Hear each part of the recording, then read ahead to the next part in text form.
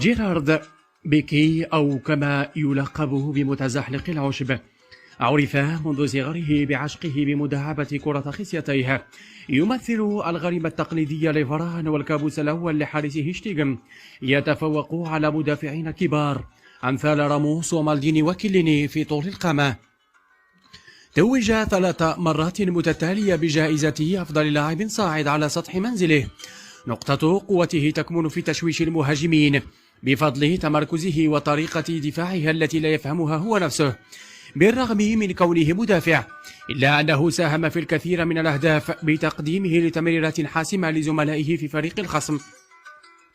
ليس هذا فحسب، بل تعدى التمرير وصار يسجل في عدة مناسبات، حتى بات متتبع كرة القدم يطلقون عليه لقب المدافع الهداف نظرا لكثرة الأهداف التي يسجلها في مرمى فريقه، مما جعل الحارس شتيغن يطلب من زملائه ترك الخصوم ومراقبته هو فقط. كما كسر عدة أرقامه، منها كسر فك زميله بالخطأ بالرغم من ارتكابه للكثير من الأخطاء في شبابه، إلا أنه نضج مع مرور المباريات وأصبح يرتكب أخطاء أكبر.